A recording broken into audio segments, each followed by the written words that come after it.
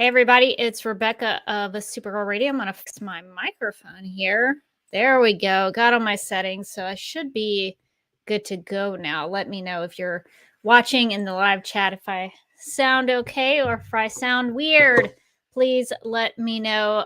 We've Supergirl Radio's been taking a couple weeks off here for a bit, so trying to get back into the swing of things, making sure I remember how to do this because it has been a while. So I'm trying to adjust myself in the audio here. But this week we are going to be talking about the season 1 episode. I believe it's 16 episode of Falling, titled Falling. So we're going to be talking about Red K Kara, the Kara who is more herself than she normally is, according to her. So we'll definitely be talking about that.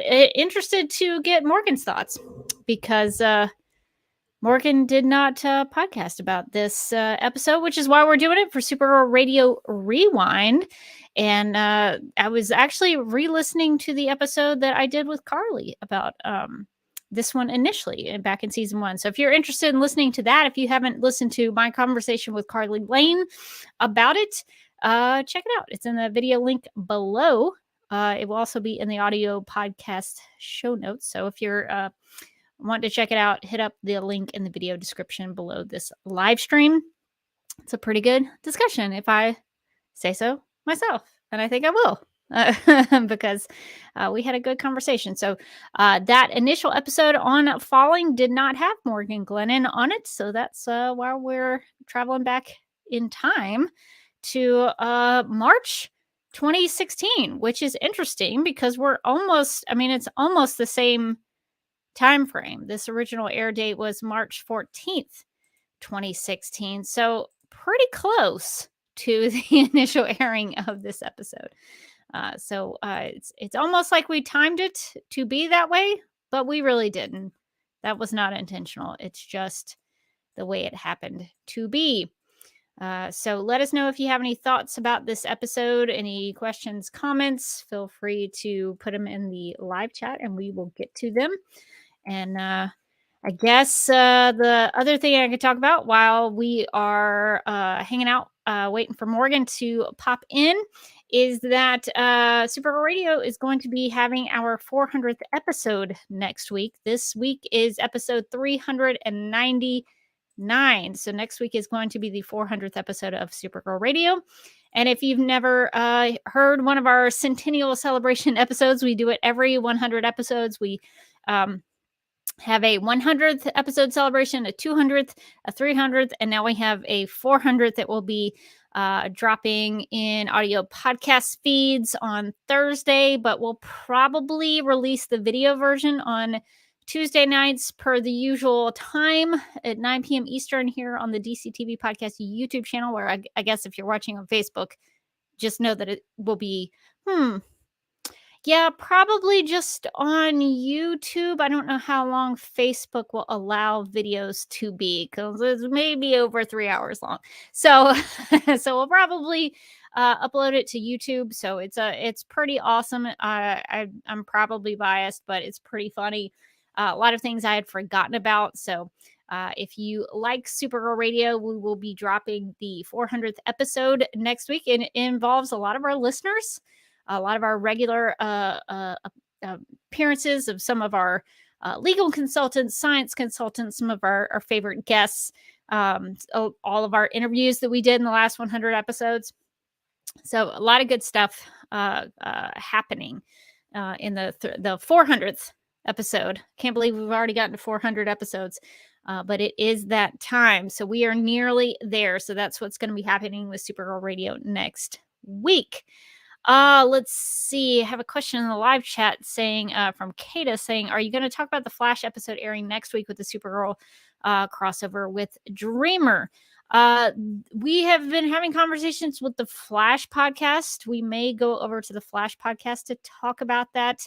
It just depends on scheduling and where Morgan and I are going to chat about it and see what we can do. So if we can't make it to the Flash podcast, we'll probably talk about it on Supergirl Radio, but it will definitely be something that we get to, whether or not it's a crossover episode or if it is a Supergirl Radio only episode, but we do intend to talk about it.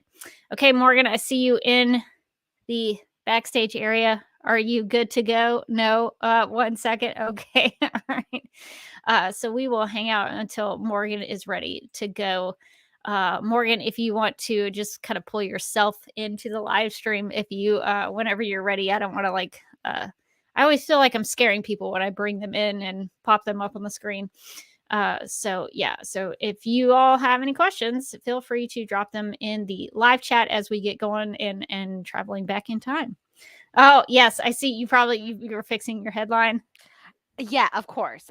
I fixed my headline. My handy headphones were kind of like one ear was out. Oh, I was like, what's happening here?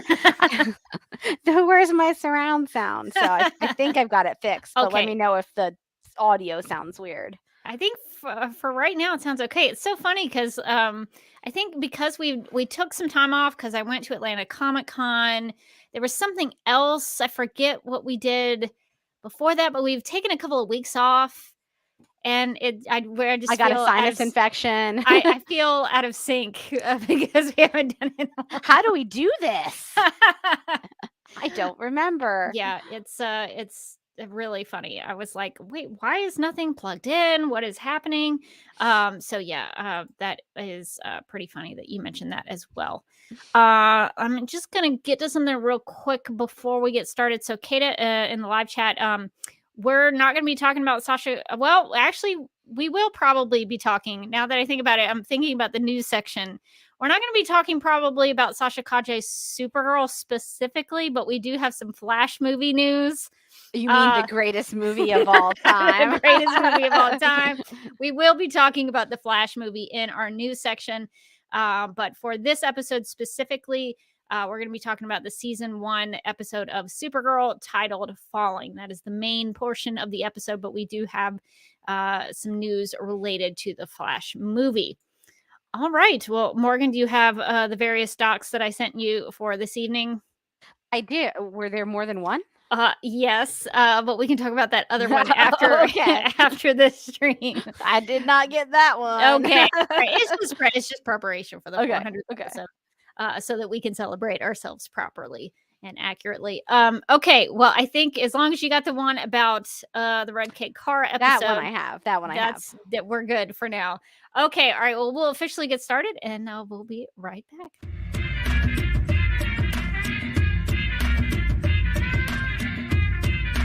Leslie Lar's downfall is just that eyebrow twitch that she can't help doing.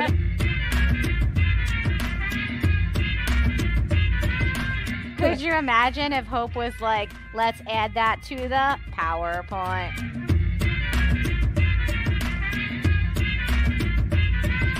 Excuse me? What year is it? How old am I?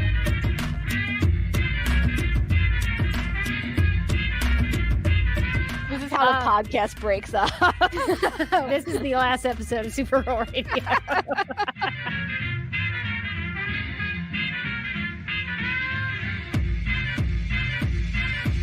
You want a Kryptonian? You got one. Is it a movie about saving Argo? The answer to that one is no. It's called Witch for a Summer! ! Where does she want to go? Ask her. Talk to her. Really commune with flat Supergirl. Did we set the bar too high or too low? I think we set the bar real medium. You're doing an intensely adequate podcast. Good.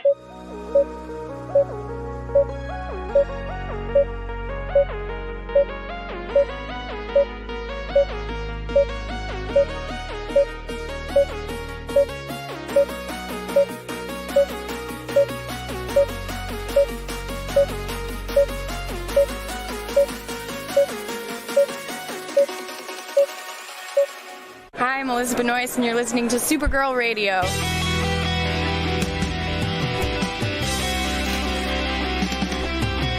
McGurk! I love not typing. mess with my Google Docs, Meeksy. Supergirl Radio is going live every night of the week. How do you like it? Is becoming a human burrito a plus or a minus? I don't know. It does seem snug. I mean, they say you are what you eat. Kira. I love that. So I do a podcast called Supergirl Radio, and one of our segments is Lena Luthor, Boardroom or Ballroom, because her outfit. She looks like a boss in this coat.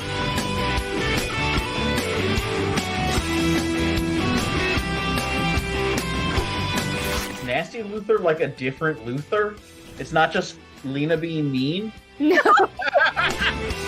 Helen Slater here. So fun to know that you're hosting a podcast called Supergirl Radio.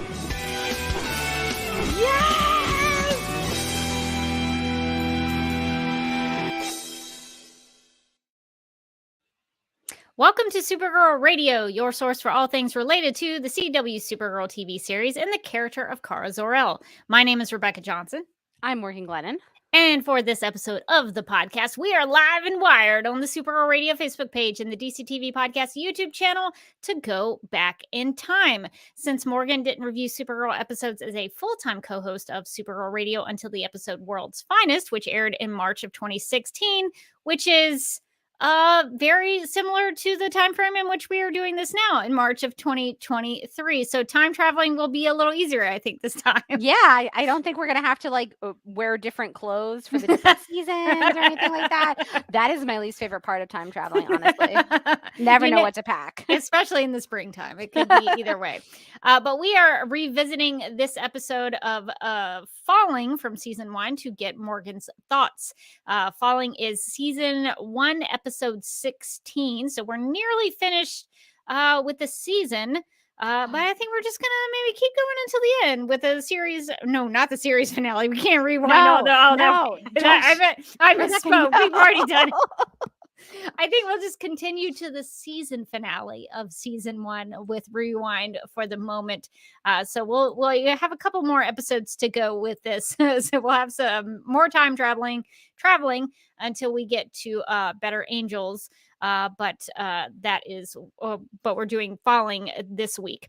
If you're interested in listening to our initial discussion, Carly Lane, former Supergirl Radio co-host, and I discussed Falling from season 1 during season 1, and the link to that is in the video description below the live stream, and we will also include it in the audio podcast show notes if you're interested in checking it out. And I highly recommend it because I actually recently went back and re-listened to it myself, and I was like, this is a pretty good episode of Supergirl Radios. And since we're talking about our former co-host and pal Carly Lane, just gonna plug real quick that she actually just had a book come out called A Regency Guide to Modern Life. So that is something you can purchase if you'd like. I did. I have not read it yet, but the cover is awesome. I would probably buy it and then never read it because I just have trouble reading books. What are books if not, mostly decorations? They're more aspirational.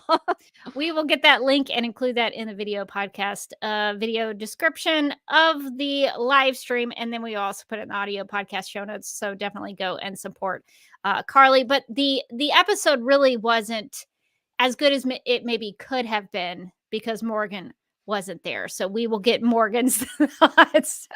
I feel like we're setting the bar high. Like now it's got to be better. I got to bring my A material tonight. I think we will get it. But before we get to the episode discussion, we need to get to the news. According to Deadline.com, Supergirl alumna Melissa Benoist will be the voice of heroine Teela in Masters of the Universe Revolution. That's Kevin Smith's continuation of his Masters of the Universe Revelation. He-Man adaptation. That seems confusing. It does. I was already confused. Might want to choose a different letter to start those words? Revolutions and revelations is maybe too similar. Yeah. It's the He-Man adaptation he has at Netflix. Mattel announced she takes over for the role played by Sarah Michelle Gellar in the original series. Oh no, this is like two of my favorite people. It's like worlds colliding.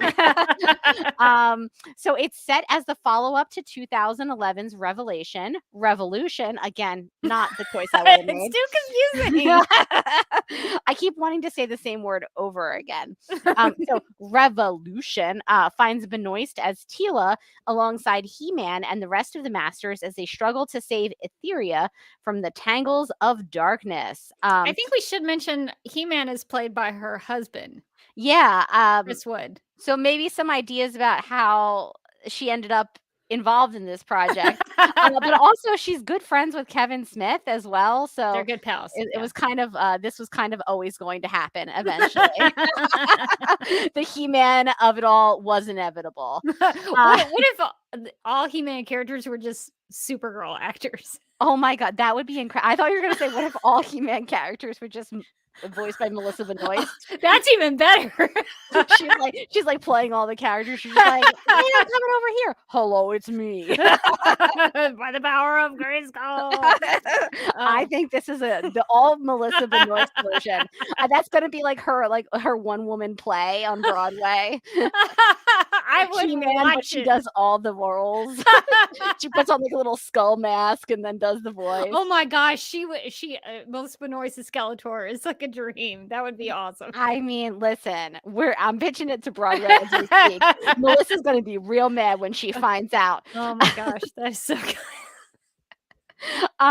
So it goes on to say Revolution is an all-new story that focuses on the classic He-Man versus Skeletor rivalry in a way audiences have never I'm just seen imagining before. that as Melissa Benoist now. Right? That would be Melissa Benoist He-Man versus Melissa Benoist Skeletor. It's a way that we've never seen before, isn't it? I'm not gonna let it go now. No, it's gonna be so good. She would just like run from one side of the stage to the other during fight scenes. This is gonna be great.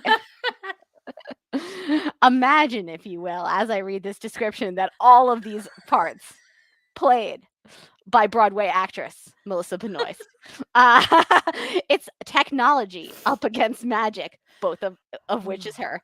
As He-Man and the heroic warriors face the forces of Skeletor and a deadly threat to the planet in the next epic chapter in the battle for, I want to say, Etheria. Eternia? Yeah. Eternia. I definitely got that wrong the first time.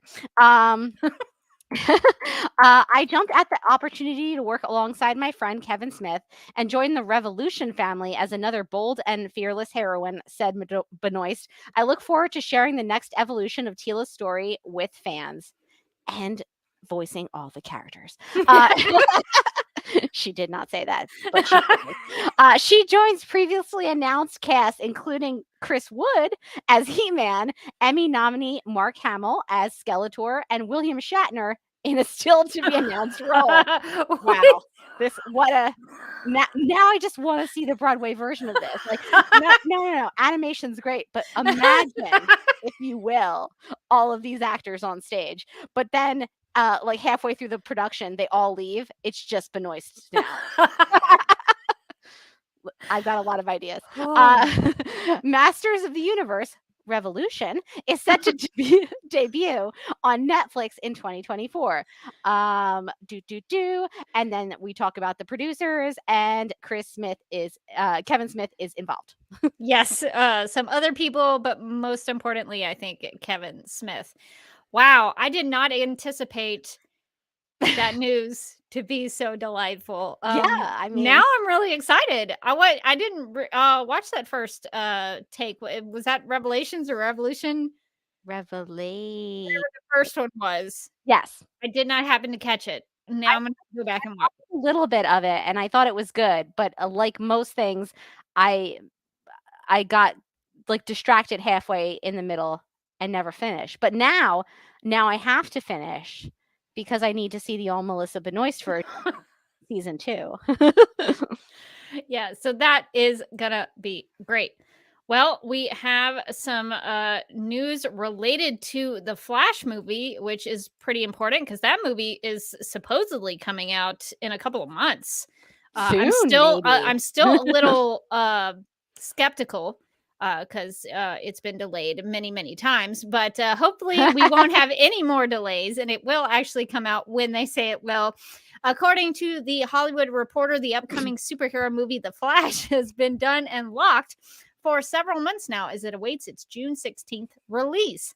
It has many fans inside the studio, including new DC co-head James Gunn, who called it, quote, probably one of the greatest superhero movies ever made, unquote.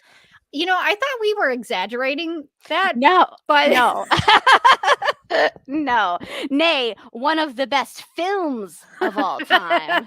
But that's actually what he said. Now it has a fan outside of the studio walls, actor, superstar, and cinema saver Tom Cruise. Sources tell the Hollywood Reporter that Cruise has seen the movie and loved it so much that he cold called the movie's director, Andy Muschietti, to rave about it. In late February, according to several sources, Cruise had a meeting with Warner Brothers Discovery CEO David Zaslav, during which the mogul mentioned how great the movie was. Everybody's just, this is the greatest movie. God. I've never seen a movie so good. Cruise, curiosity piqued, then asked to see it. Zaslav acquiesced to the request, and a copy of the movie was sent over to Cruise. But as an insider says, this was no casual messengering. Messengering.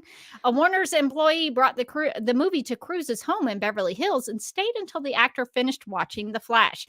It is unclear. Could you imagine being that person? Like your boss is like, you have to drop this off to Tom Cruise, and you're like, the Tom Cruise, and they're like, yes, and you're like, Mission Impossible, and they're like, yes, and I was like, sweet, and then you go, and then before you walk out the door, they say, but he can't. He's a little wily. He can't be trusted. You can't just drop it off. You got to watch him watch it.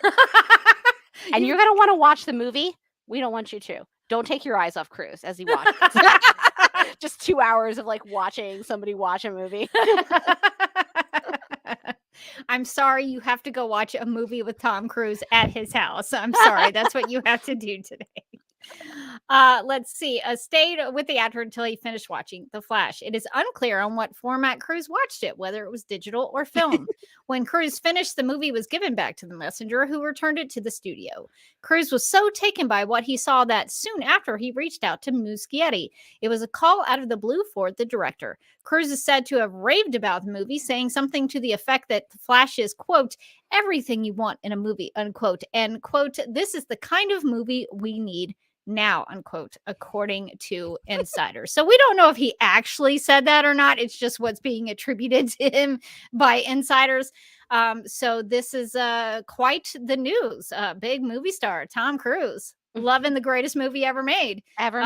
So that's good news for the Flash movie. Now my expectations are even higher. Like I don't know if this is the best strategy for them, because they're elevating it to, this is the greatest movie, the greatest movie, the greatest movie, the greatest movie. And then what if you go and you're like, I mean, it was okay. Like they're like, we don't want to get your hopes too high, but this movie might achieve world peace.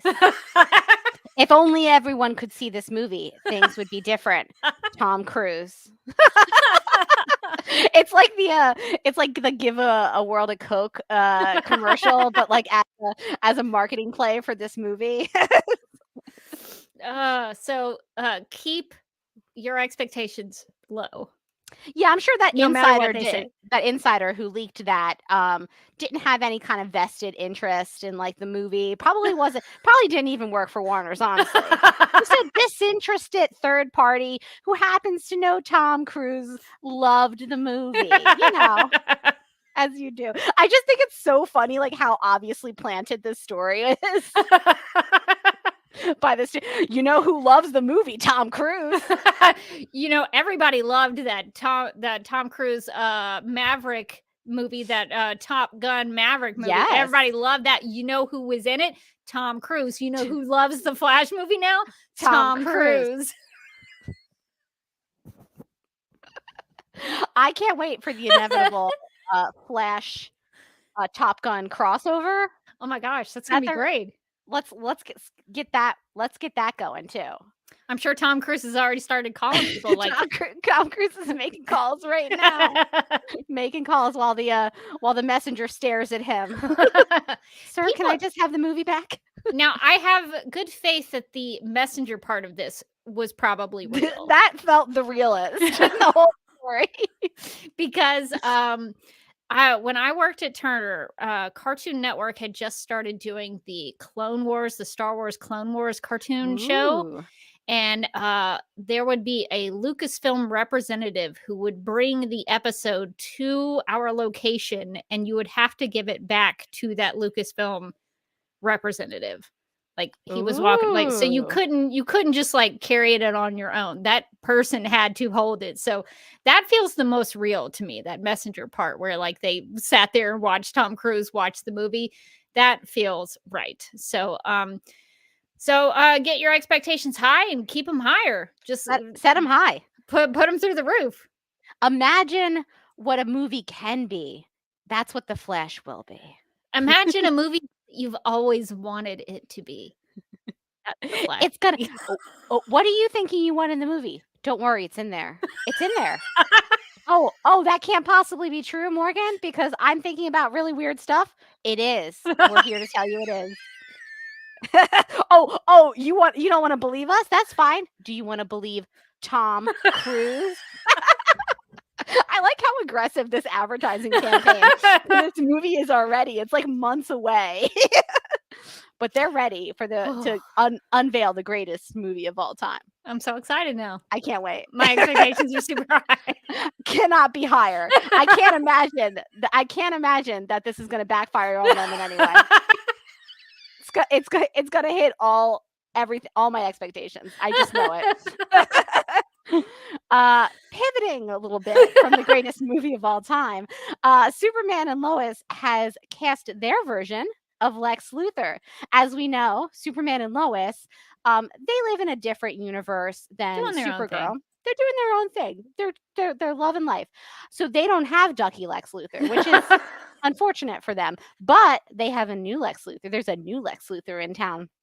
The Walking Dead alumni, Michael, I want to say Kudlitz. That seems Kudlitz right. Feels Kudlitz, maybe. Feels sort of in the realm.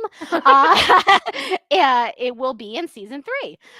Lex wouldn't be Lex without his signature bald head, but Kudlitz is bringing his own signature facial hair to the character. Yeah, that's right. It's getting controversial. Lex Luthor has a beard. He's got a beard now. Oh, that's not right. No, you're not right. Deal with it. I like the way this article is written, as if it's like already like trying to heat off criticism that like I guess some people do care about it. I was like, oh, cool, he's got a beard. According to the official character description, this version of Lex Luthor is known to the world as the visionary billionaire behind LexCorp. But the criminal underworld knows who Lex truly is, a brutal psychopath who terrorizes anyone he crosses paths with. It's been years since he dropped out of the public eye, and he's reemerging hellbent on correcting a personal injustice by enacting revenge on the two people he feels wronged him the most, Superman and Lois Lane. Uh-oh, he's back, and this time it's personal. My question is he really Lex Luthor if he doesn't show back up at the end of every season of Superman and Lois? Well, they don't know what they've just created, because if they get another season, which honestly, we know the odds are not good, but if they do, he'll be back. And he'll be back forevermore after that.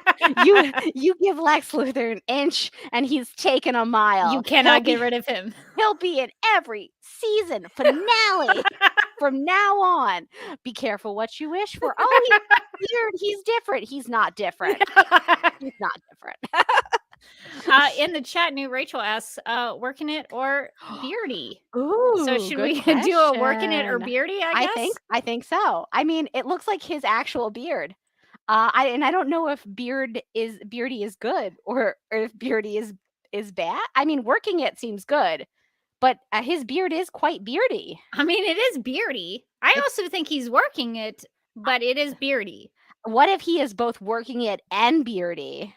That's a first. We He's haven't really done a working it or beardy before. He's a double threat. So definitely expect some Lex Luthor in season 3. Now I'm kind of interested in I was going to watch it anyway, but now I'm curious about what Lex Luthor does and how he will put his stamp on the character. So we'll see what Lex Luthor is up to on Superman and Lois season 3. Well, that is all the news that we have. Do we have any chat mentions that we need to go get to before we go to the Legion Cruiser to time travel? I'm not seeing anything specifically. Okay, I wanted to check until let's see. I see that Donna has a comment here. And she says, did you hear the news about Kyler Lee's new successful Hallmark show, The Way Home, being renewed for a second season? I did hear that, but we did not use that, put that in the news section of this episode. But I guess we could talk about it now. The Pond time traveling show, it's happening. The Way Home is going to be back for a season 2. That is exciting. I saw it on Instagram. I was excited for them. I was excited for the Pond. I was actually trying to catch up on the season the other day and finally watched episode 2. I'm very, very behind and was laughing a lot when she just like jumps into the pond, but then like one time nothing happens. Yeah, the pond giveth, the pond taketh away.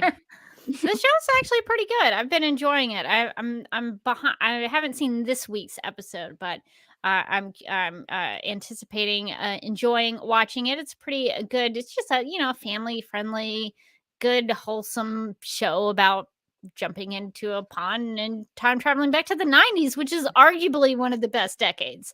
So it's really fun to go back to that era.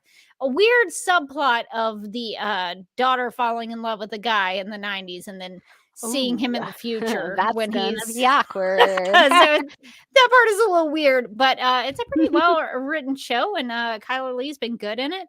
And I've quite enjoyed it. So I'm excited about where season 2 goes. We'll see what they get up to with the Landry family on the farm with the time traveling pond. So very exciting.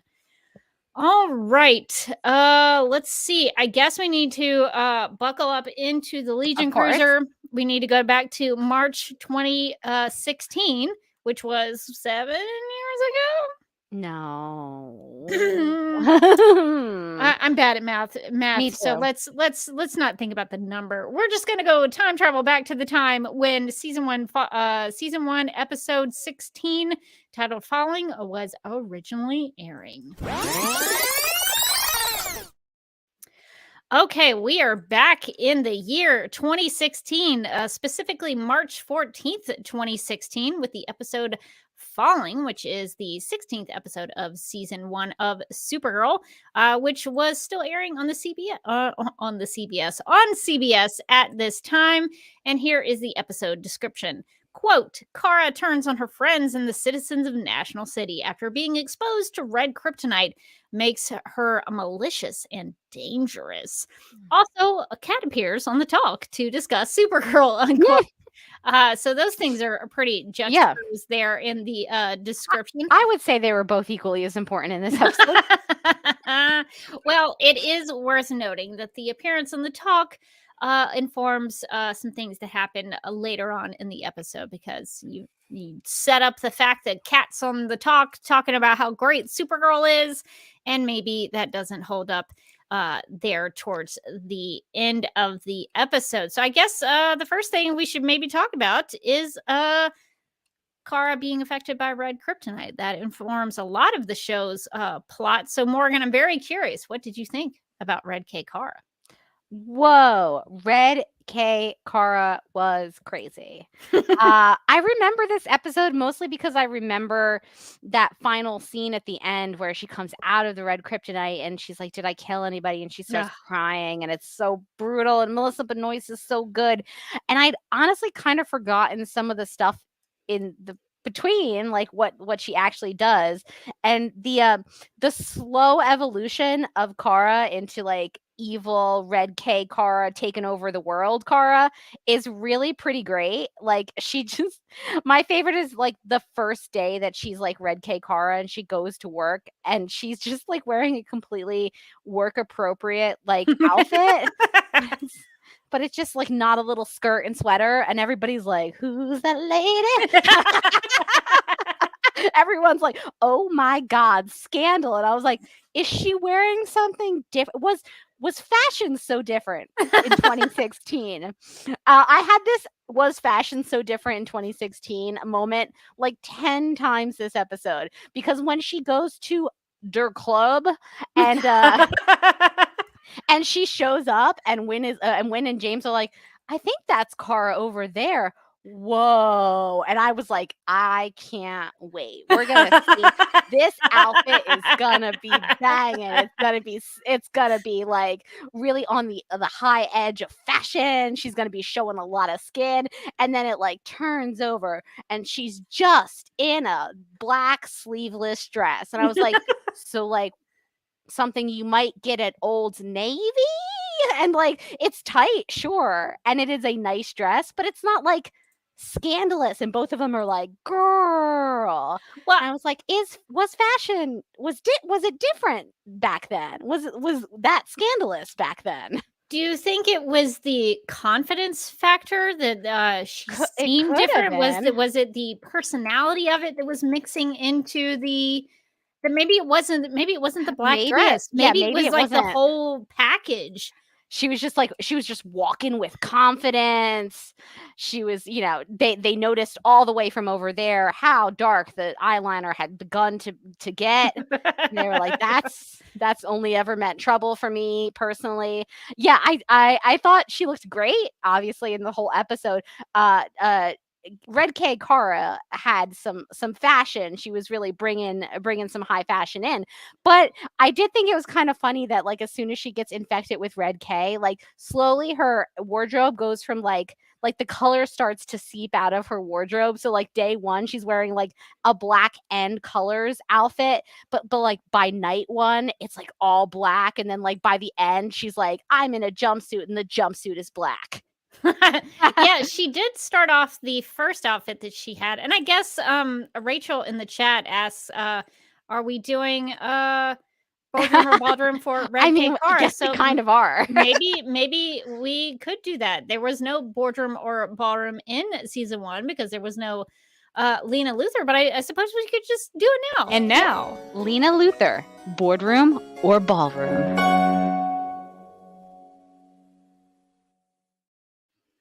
I think Kara was in some ways channeling her future friend Lena's like gonna put on a black leather jacket and murder some people energy in this episode.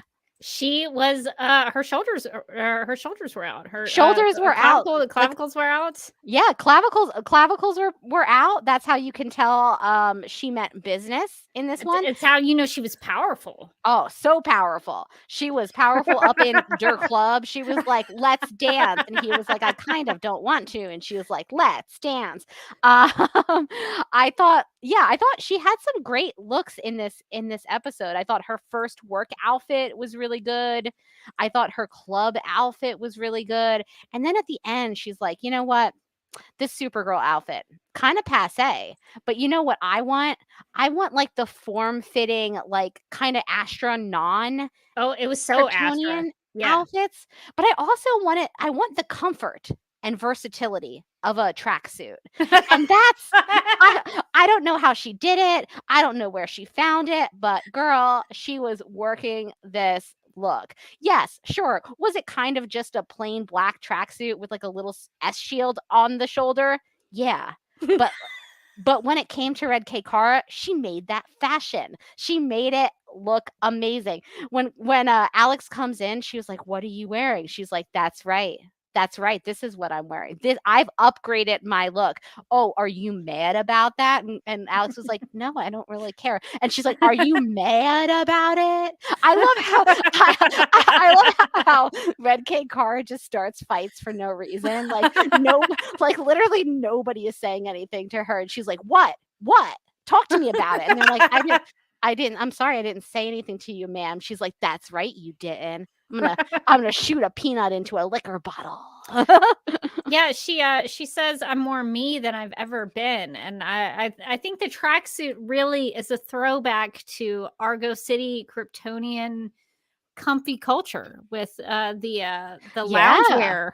So you got your tracksuit paying homage to Argo City's loungewear. Yeah, I like that it's like it is loungy. It feels like something that you could like hang out in, but it's also like form-fitting, kind of looks like the outfits that the other Kryptonians wear. So it's kind of like powerful. I don't know. I actually loved this look. I was like, I don't know. Oh no, am I on Red K Cara's side? Am I turning to the dark side? I just think it was, I'm just a big fan of heavy black eyeliner, and she was really working it this episode. But I actually, speaking of the heavy black eyeliner, I do joke about how whenever a character goes evil, the more evil they become, the more eyeliner they wear. But I thought what was actually interesting from like a hair and makeup standpoint is that her makeup was actually a lot like her aunt's, like Astra's makeup, like the like sort of the heavy eyeliner, the sort of like really dramatic mascara, like the really dramatic eyelashes. Like it reminded me of how they did Laura Benanti's eye makeup when she was Astra. And I thought, like, what a cool callback from like the hair and makeup people to kind of tie that in, like as she's becoming evil Supergirl, Red K Supergirl, they're making her look more like Astra, and she's like, she mentions Astra a couple of times too, because she's obviously still mad, but you can kind of see like the dark side of Kara, the dark side of Supergirl actually maybe is like a lot like Astra. Yeah, and now I'm wondering if maybe she is wearing Astra's tracksuit, because they sort of bury Astra and then send her into space. So maybe Non, before he was like, I'm going to kill you, before he said all that, maybe he was like, would you like Astra's tracksuit as a memory of your aunt? Maybe he gave it to her. In the will, she said, my niece would look so good in this. And she did underline so. So I do feel like I need to give this to you, but I still hate you and I will murder you. But honestly, you are going to slay before then. I love that. That is now my headcanon. That's exactly what happened while they were floating up there, seeing her little pod off to space. Yeah, I actually really like the look for Red K Cara, and she does look like Astra, and that I think is probably intentional, because she not even just in the appearance with the tracksuit and the makeup and the hair, most Benoist, even some of her facial, the way she used her face, her laugh, the way that she talked to people, I thought was very Aunt Astra. So she did a really good job. She must have been studying Laura Benanti. She must have known Laura Benanti's Aunt Astra quirks for a while. So I think she really channeled her in a really great way in this episode. Yeah, the chat is also loving the tracksuit. We have a comment from CM Gutierrez who says, I actually like the black tracksuit more than the regular Supergirl suit. And Rachel says, I would wear that tracksuit to the gym. Yeah, I mean, it would be a great workout suit. It would be a great workout suit. You would feel like you were about to take over the world, which Kara was. And I see a great comment from Hagelblast, which I actually didn't know. Hagelblast says, I remember Melissa saying her take on Red K Supergirl was supposed to be reminiscent of Astra. So that's cool. That I definitely got that in the styling and the performance. Yeah, it's very, very Astra in the way she acts and behaves and looks. In addition to we talked about everything but one of her outfits, I think, which is her cat Grant. So she's channeling Aunt Astra, but she's also channeling Cat Grant in this episode. What did you think about Red Cake Cara coming into Catco in Cat Grant's elevator with a very cat-like look to her? I think this look is everything that I've ever wanted. This look is high fashion. I love her giant sunglasses indoors. Is it still sunny in there? I guess, because there's apparently a window in her elevator. Would the sun bother Supergirl? It wouldn't. No, she loves the sun, but she knows that those sunglasses mean I mean business, get out of my way. I love the way that she's just kind of casually holding that coffee cup. You can tell this is like day 2 or 3 of Red K infection because almost all the color has been leached out of her outfits at this point. All black. There's a little bit of like black and white cross hatching on her skirt. That's the way that you can tell there's a little bit of Cara left inside there. But I love this. I love like the hair being kind of pulled back and severe. She looks like she's about to go walk in like a runway in Milan. Like she's just like, get out of my way, darling. It's me, Anna Wintour. And she's got the purse in like the elbow. Yeah, section. like the crook, like the giant purse. Yeah, she's just like Cat Grant would have. Casual, like she is owning that elevator and she's owning my heart. What nerve to use Cat Grant's elevator. Amazing. That is only reserved for Cat Grant. And I love when Cat confronts her about it. She's like, well, it's faster to get here and your coffee is warmer. And Cat is like, that is actually a decent explanation. Carry on. She's like, I like your moxie, but it is getting to be a little bit intimidating. Well, I think that has been the boardroom or ballroom section of this episode of Following. And this has been Lena Luthor, boardroom or ballroom. One thing I do want to ask you about with Red Cake Cara at Catco is that Red Cake Cara seems to like her job. Yeah. Yeah, well, that's how you know that Red Cake Cara is kind of like the dark version of Cara.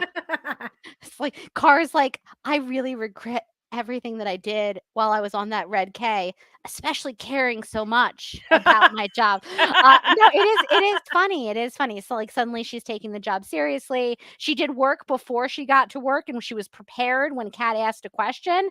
Siobhan was like, I don't really know what to do with that. She's usually not here until 10 and then she leaves at 11:30. She never comes back. No, I thought that was really funny. Like you could tell something is wrong with Cara when she's like diligent at work. That was so funny upon my rewatch. So I guess let's talk about Red Cake Cara. We've kind of talked about her transformation as a character into this red kryptonite version of Supergirl, which is interesting. I guess we should mention that the red kryptonite in this episode is synthetic and man-made by our good pal and train-loving friend Maxwell Lord. And in the comics, in the Silver Age comics, we've talked about here on Supergirl Radio that red kryptonite was sort of an unpredictable kind of thing, a substance that you would come into contact. If you were infected by red kryptonite, you might grow 2 heads. If you were infected by kryptonite, you might turn into a mermaid. So you never knew what red kryptonite was going to do to you, but it was temporary. Eventually it would go away. But here on the show, on the Supergirl TV series, I think it's more in line with what Smallville did with red kryptonite, where red kryptonite was more of it was brought out your inhibitions and kind of everything that you really thought and you weren't being held back. Yeah, my the Red K episodes of Smallville were always some of my favorite episodes because like Clark would like show up at Lex's mansion and be like, "Hey, what's up, bro? You want to hang out?" And Lex was like, "Yeah, I would love to hang out." And then like the next day he'd be like, "Sorry, bro, I was on some drugs. I'll see you later."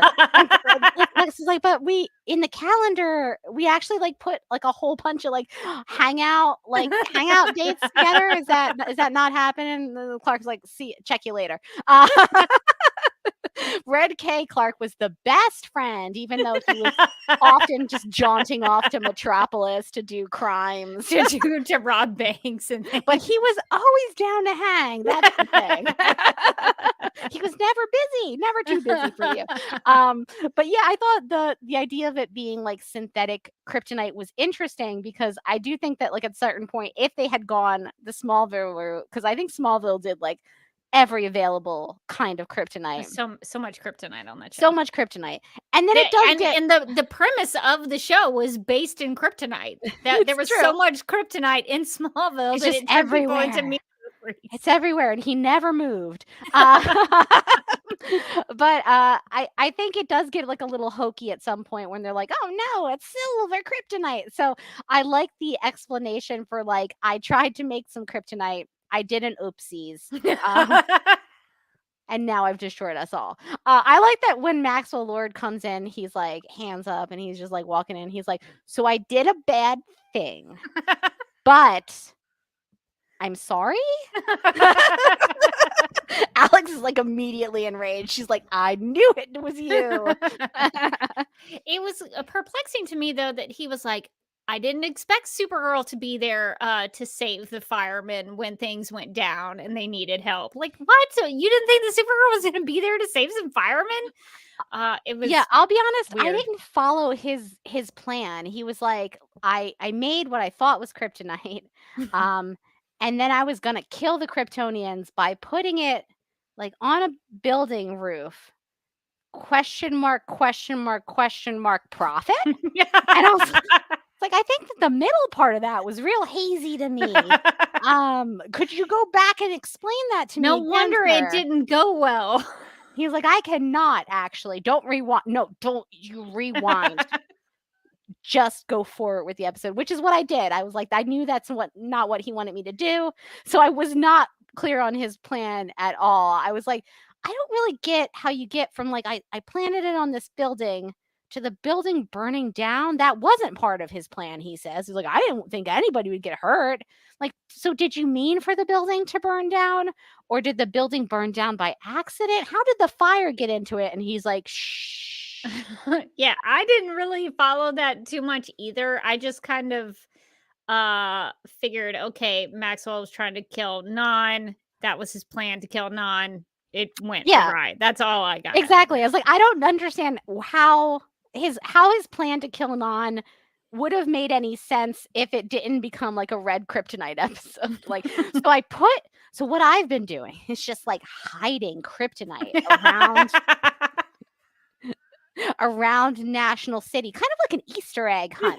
And I figure that eventually one of those Kryptonians are just gonna like oopsies into a pile of kryptonite and they'll die, and that'll be all me, baby. And you're like, wait, how is that a plan? He's like, shh, it's fine, it's okay. I didn't expect the kryptonite to blow up. It's like how did the fire start? Like, I don't understand any aspect of this plan. I would have to go back and rewatch that, 'cause I was looking in my notes to see if I had details about that, but I did not. I just have Maxwell made synthetic kryptonite, was under some rubble at a fire rescue, and that he tried to kill Non. That's all I wrote down. So I actually don't know if anybody has any thoughts in the chat. I see a theory. Hegelblast says, my take on that, he didn't mean for the building to burn down. He was hoping for the evil Kryptonians to fly by and get exposed. But like, wouldn't that have to assume? And I'm too far down the rabbit hole, and I understand that. Nobody wanted anybody to think this hard about it. Wouldn't that assume that like the radius of kryptonite is like huge? Like if you had like one little chunk of kryptonite and you just like hid it under a thing on a building roof, and you're like, I got him. Wouldn't that kryptonite's radius have to be incredibly large for like something flying through to be like a Kryptonian on the move to just like die. Do we know how much he made of it though? I don't think we do. I mean, it was a hunk, but he may have had some more somewhere. What if it turns out that there's like hunks of red kryptonite like on every roof in the whole city? But the radius is like 2 feet, so they'll never know unless Kara ends up like stopping there at some point in the future. You could end up having Red K Kara a lot. She could be reappearing multiple times. They need to get like sweepers to go over to every building now and like take the Red K away. He's like, again, my bad. Yeah, hopefully Maxwell Lord remembered where he put all of that, because you you likened it to an Easter egg hunt. What if you forgot where you had hidden the eggs? You always forget one. You find it much later. So yeah, he would need to remember that. Sim Gutierrez 74 says, if the evil Kryptonians were exposed to the Red K, would it make them even more evil? That's a good question. Yeah, because I mean, like for example, Rain in season 3, she pretty much said what she thought. I don't know that Rain was really holding anything back. What if the evil Kryptonians got exposed to the Red K and they were like, yeah, I just feel the same. Although I do really want to dress up a little bit more. Like, what if Non shows up and he just has so much black eyeliner on, but otherwise is exactly the same. He just like shows up like Billy Idol, and you're like, Non, you got a different look. And he's like, yeah, I just felt fancy today. I don't know. Or maybe he looks like Billy Idol, but he's really friendly. Really encouraging to people. What if it does the opposite? If you're evil, it like turns you nice. He's like, hey guys, I just wanted to let you know that like I just really love how dedicated you guys are to like the cause of good. Like obviously I'm evil, obviously. But you guys are so great. I like that a little bit better, just because it would be you would still have the look. Yeah, you could still have the goth emo Kryptonians. The goth, yes, exactly. But the goth emo Kryptonians, but they're like overly nice and friendly. I mean, Non's already really committed to like the like head to toe black look, like he's Michael Kors or something. So I don't know, like outfit wise, how you would tell that it was like Red K Non. So he would have to do something dramatic with his like hair. Or maybe he wears like a suit and tie. Maybe he's like a polo shirt. He gets really or maybe he becomes like one of those guys that wish it was the 50s and he gets like really into fedoras. What if he has like an ascot or whatever? Yes, he's like constantly like cosplaying like, he's like John dressing Draper. Up like Fred Astaire. Yes.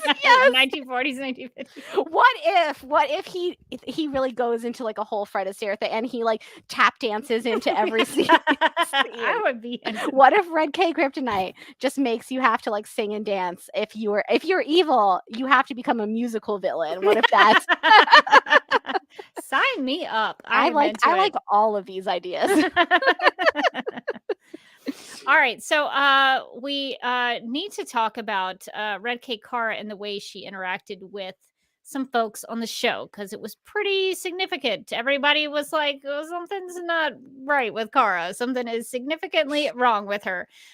So let's talk about Alex first, because this was back when the show had a big focus on the Danvers sisters, and it is personally, in my opinion, so fun to watch because of it. And so this was a really big episode for Kara and Alex's relationship. So what did you think, Morgan, about how Red K Kara interacted with Alex? Yeah, I really liked the like the Red K Kara and Alex interactions, because I really thought like in season 1 especially, they really wrote that relationship so well and so like realistically and layered, where like just like any relationship with a close family member or like a close friend, like you love them, but sometimes you don't like them so much. And sometimes there are like resentments in the relationship. And I think, by having that Red K and kind of going a little bit evil and taking out all of her inhibitions. And I think she describes it at the end of the episode as it was every bad thing she's ever thought that she ends up saying. But that as Alex says, like, yeah, but some of it was true. And I think she really got Alex on, Alex's insecurities. Like, she really knew where to hit Alex where it hurts. And I think she really did say some stuff that, like, a more like she believed in a way, but like probably a softer version, like that Alex is a little controlling. I think she would say, but like Red K Cara was like, "You're just trying to control me," and like once I became Supergirl, you made me work for you. And I remember I was watching it and I went, "Oh yeah, you know what? Fair point. She's got a point." And I think she says one thing that was like super hurtful, which is she said, like, if I was gone, like, what would you do with your life, essentially? Oh, yeah. And I thought that is so brutal because it is kind of the crux of Alex's character, but it's also kind of like the worst way to hurt her is like she spent so much of her life protecting Kara. It's kind of why she got into her profession.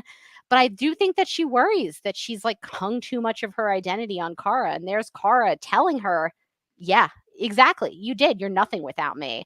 And I thought that that was like, oh man, talk about like juicy drama, like the kind of like interpersonal like relationship layer stuff that you like to see on TV and like in these characters and with such good actresses too. I really liked that they had this episode and they like allowed Kara to be nasty, honestly, and to tell people like the things that she would probably skirt around telling them, just to kind of tell them right to their face. And I thought that was so interesting. Like when she tells Kat, like essentially like, oh, you think you're so powerful, but you're nothing. Like, Yeah. I thought, I was like, whoa, because I mean, honestly, Supergirl is the most powerful person. She doesn't, she uses it to defend people and to help people, but she works for this person who like makes her go fetch coffee. Like Cat Grant is making the most powerful person in National City like reheat her Noonan's order every day. And so I thought it was interesting to see that resentment bubble up from her and her be like, well, you're kind of playing at being the most powerful person, but we both know it's me. And I thought that was really interesting. Her saying like, essentially like, I decide who lives or dies and that's real power. I went, holy moly. That was a scary moment, I thought. Like, and Melissa Benoist really, really sold that. And it's true. If you had the power to decide who lived and died, you would have control over everyone. Everyone would be hoping that you spared them. But I think what's remarkable about Cat Grant, especially, is, and I guess Alex to a degree, they both sort of stood up to Red K Cara in their own ways, even though she was saying some pretty nasty stuff to them. And they both almost died because of it. They were put in life-threatening situations where Red K Cara could have killed them. So that it was pretty severe. And I think those are the two closest relationships that Kara has on the show with Cat Grant and Alex Danvers. And so for her to do that to them, especially, I think was really, really, well, she went for the jugular with the two of them, I think. And especially with Alex, she says, deep down, you hate me. And that's why you killed my aunt. Yes. So that was brutal too. Yeah. So she thinks that Alex hates her, which is probably not helping her with her feelings about Alex. So yeah, the Red K Cara and Alex stuff was pretty severe. Because by the end of it, Alex, she almost gets killed by Red K Cara, but ends up with still a broken bone. Yeah. She was still injured, and I think that probably broke Kara up about that more than anything, is that she physically hurt her sister. So that was, for me, that scene that you mentioned before where Kara starts crying because she wonders if she'd killed anybody. And when she notices that Alex's arm is in a sling, that really breaks me up. That's a hard one to watch, but so good.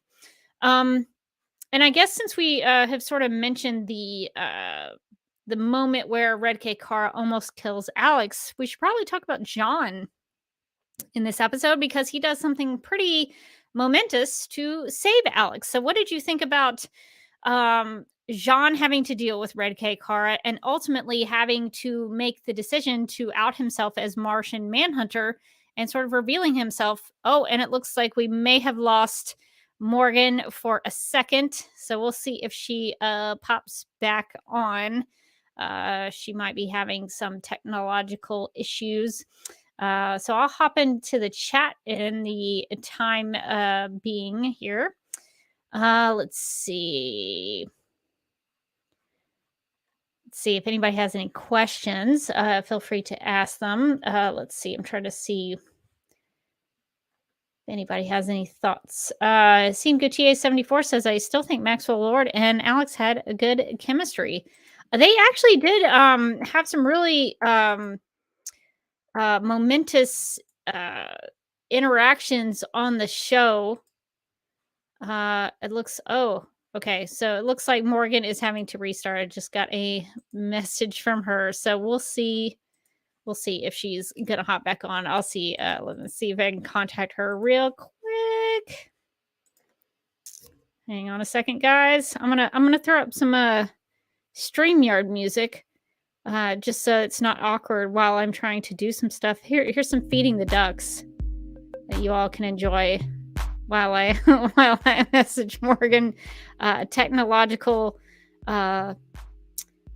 issues here on the live stream.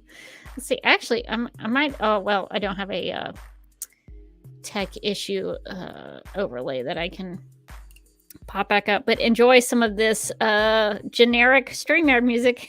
I'll try to see if I can find Morgan.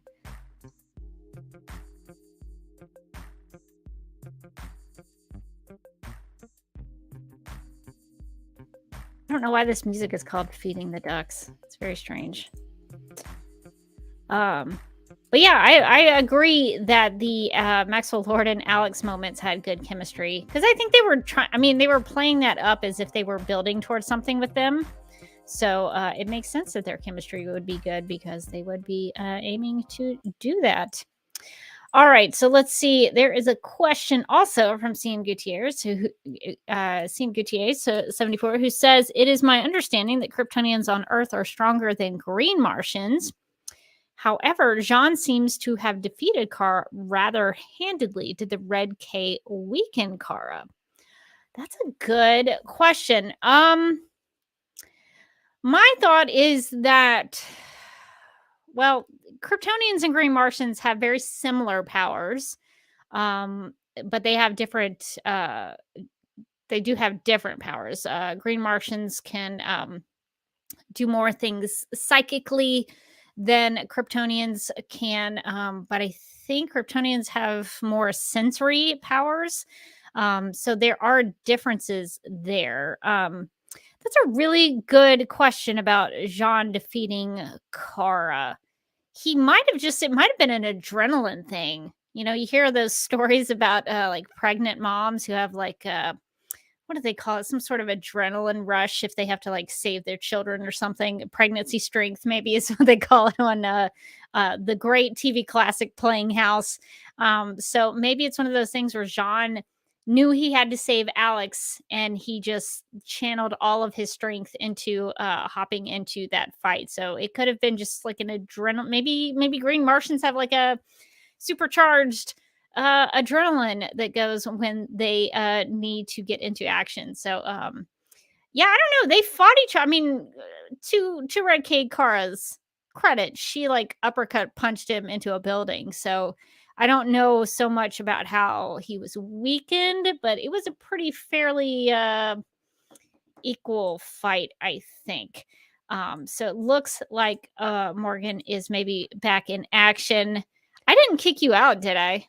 No, accidentally. If you check your text, my computer fully blue screened of death, and our pictures kind of froze, and I went, that's weird. And then the next thing I no, it happens. I was like, oh, that's bad.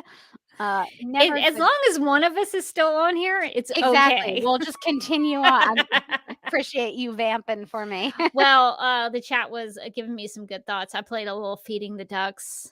Oh, nice. I was able to play a little generic StreamYard music. Yeah, there it is. Yeah. Oh, it's my favorite. That's right. We're back. I don't know. Should we do the stream with? Well, we shouldn't do like all of our episodes with like music in the background. It might be distracting, but I do love Feed the Ducks. Yeah. So we probably shouldn't do that. That would actually probably drive me crazy. But it's good for vamping music. I would just be like dancing the whole time, just like slowly. Hagelbass in the chat says, I didn't rewatch the episode for this, but I do wonder if the Red K just made Kara reckless, leaving herself open to defeat by a more calculating opponent like Jean. That is a good thought. Because I think Red K Kara, she by that time that she almost killed her sister, she was pretty full of herself. She was pretty overly confident. So I would say that she was reckless for sure. I think he kind of took her by surprise too. I don't think she was expecting to have to fight like full Martian Manhunter John Jones. And then, so I think he had the element of surprise on her for sure. Yes, agreed.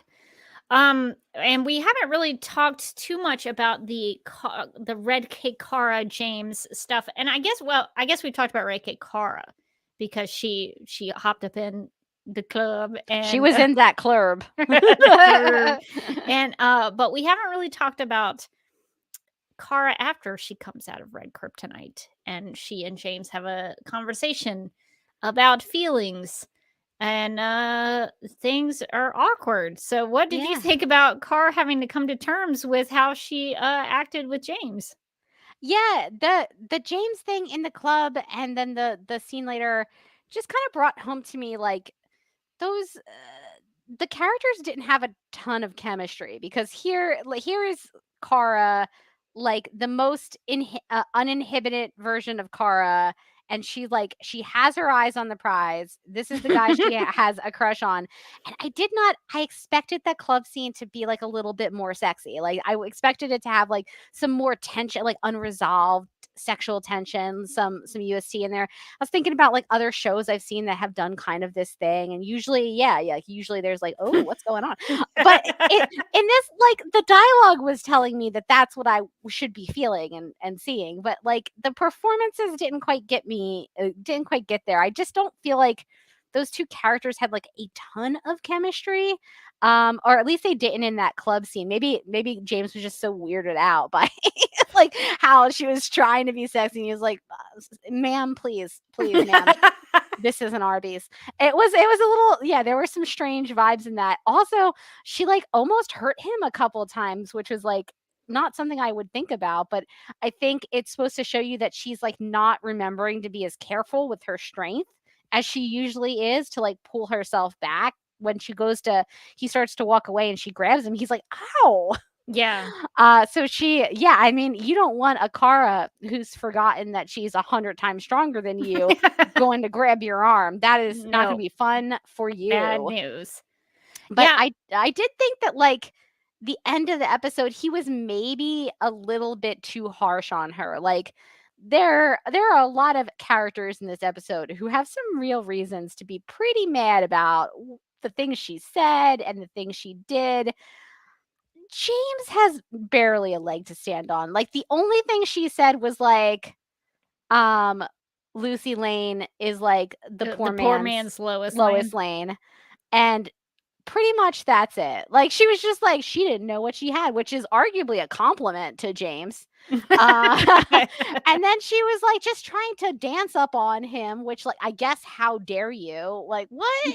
And I mean I feel like it should have been pretty obvious based on like what based on that whole interaction that evil Kara just let slip that good Kara has a crush on you, which I understand like he might not feel the same way or he might feel conflicted about what his feelings are, but he was kind of like, how dare you even talk to me? There was like a weird undercurrent in that scene where it wasn't so much of like, I think we were supposed to be getting like that he wasn't sure how he felt about her and he didn't want to have to address how he might feel about her, but it seemed like he was just really mad at her. And I was like, she threw Cat Grant off of a building 40 stories.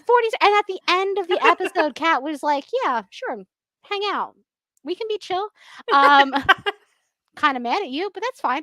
I denounced you as a villain to the entire city, but sure, hang out on my balcony. I mean, yeah, I also like to look at the lights. No, but I thought I liked their scene at the end, but like she was way more understanding than James, and like the worst thing that Kara did to James was like vaguely insult his ex-girlfriend and try to dance up on him. Like I was like, I don't understand what's happening here, James. Like, why are you so mad at her? Erin in the chat says she and James after the conversation was kind of like her and Alex's conversation with some truth being told from what she said. So there was a little truth that was going on, and Kara almost like came out and said like I think she was going to tell him like I am in love with you. I think she was going to tell him that truth. I don't think he needed to hear that. I feel like Red K Kara pretty much told him that already. So I don't know. I think James is trying to deal with his feelings for Kara, and so he just didn't want to have to deal with that because, as Cian Gutier 74 says in the chat, that he just had a breakup and heartbroken about Lucy, and James is in no place to respond to aggressive Ray K Kara nor apologetic normal Kara. So maybe he just needed some time to deal with it. So I can understand all of it, but it was pretty awkward to watch. Yeah. I felt like there was I kind of got what they were trying to get with the scene, but like I don't know if it was performance or if it was the writing of the scene. Something just didn't quite hit me because I was like, everybody else is kind of like, yeah, I'm still mad about what you did when you were on Red K, but like I'm getting over it. And then James was just like flouncing out of the room. I was like, I mean, compared to Almost Murder, I feel like your situation wasn't as bad. But I do see Erin. I did you bring this one up? I don't know, but yeah. That there was some truth in what she said, and Erin does point out she did almost break his shoulder. So yes, not so great. I also think that he does realize that he has feelings for her, and he doesn't want her to tell him that she likes him too in this way. Like that's maybe part of what it was, because I don't know if I really liked somebody and I wanted them to, and I thought, oh, they maybe they have feelings for me too. I probably wouldn't want to learn that in like a conversation where she's like, I'm sorry about the aggressive way I danced up on you, insulted your ex-girlfriend and almost broke your shoulder. That was bad of me. Also, I love you. I feel like that's probably not the time nor the place. Not the moment I'd want to learn that information. So that is fair. Yeah, so lots of awkward things. Kara had to make things right with people by the end. A lot of work that she's going to have to do to the people in her sphere of influence, but also to National City. We'll see how National City responds to Supergirl after this, because I mean, Cat Grant went on national TV, called her a villain, and said to stay away from Supergirl. So everybody knows what Supergirl has failed to do in terms of succumbing to her darker side. She also destroyed that bar with those peanuts. And she sort of went to the middle of town and was like, I am your god now. So that's going to be a hard thing to recover from, to be honest. People are going to have some issues. I think they're going to have some questions. I think one thing we didn't talk about in our discussion was Siobhan, who is still working at Catco, and something pretty major happens to her that might send her to the dark side. So what did you think about Cat Grant telling her to leave Catco and not even to expect a job at the Daily Planet either? Yeah, I thought that was very mischievous on Red K Carr's part. She knows that Siobhan is up to something.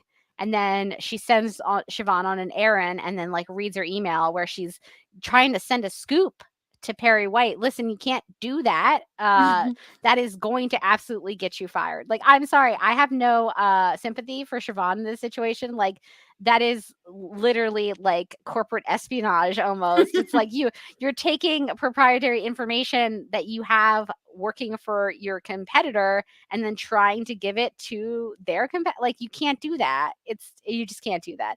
And yeah, I mean, Kat was like, yeah, you might think that you can like waltz over to the Daily Planet and get a job, but I talked to Perry White and he doesn't want like a little snake like that either.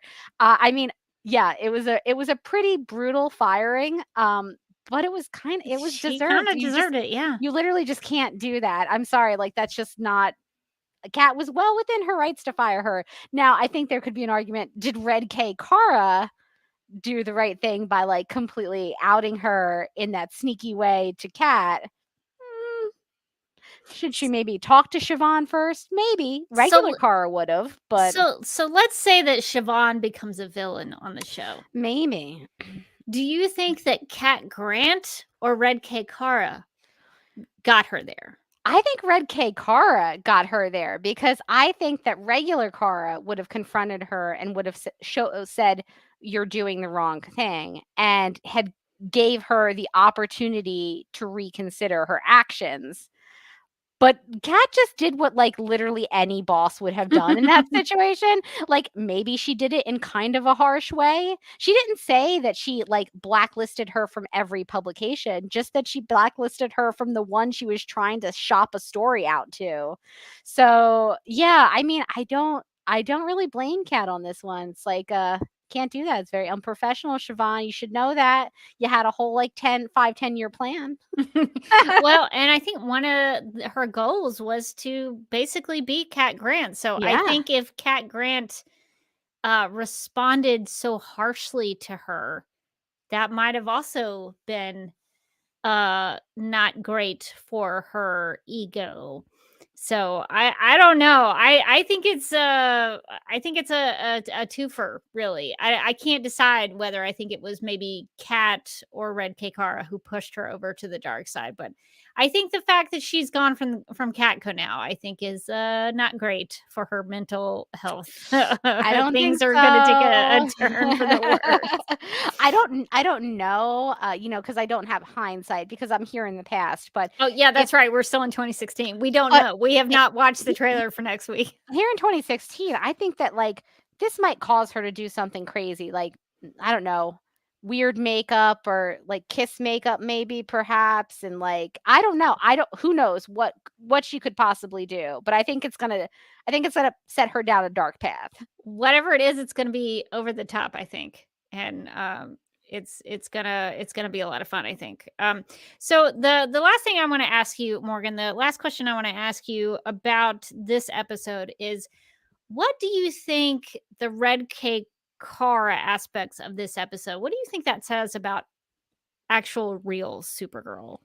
What do you take away from the getting to see this more evil side of Supergirl? How does that help you understand the character of Supergirl? I think it helps you understand like the dark side of Supergirl. I think she says it to Kat Grant when they're on the balcony before she throws her off the balcony 40 stories down. That she's like, she's not a Girl Scout and that everyone has a dark side.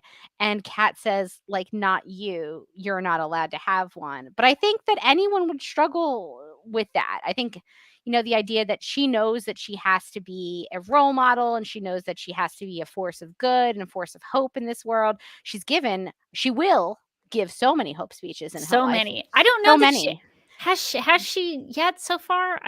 I know she will. Well, just on small scales, I think. I would assume that maybe in the season finale that we haven't seen yet.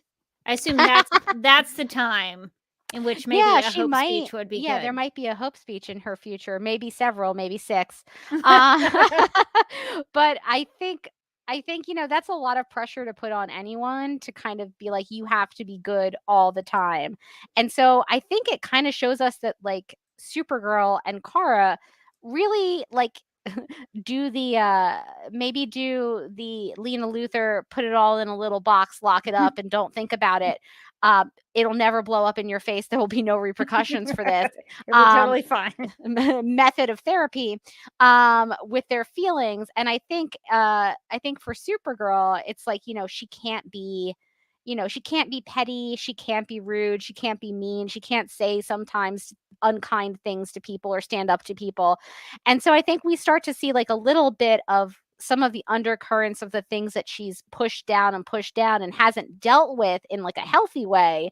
And then when the red K hits her, all of a sudden it's every single thing she's ever been mad about, but pushed to the side because she has to be the bigger person, suddenly comes up. I think I liked the idea of this episode being like Supergirl being scary because of how repressed she kind of is, and because of how she feels like she always has to be a role model and she can't be a normal person who has bad days sometimes.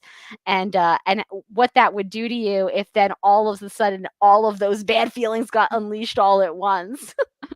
I like that it says something about how good Supergirl actually is, that she is able to keep herself in check, because it sounds like the way she explains it to Alex at the end is that she experienced all of those things. She just couldn't stop it.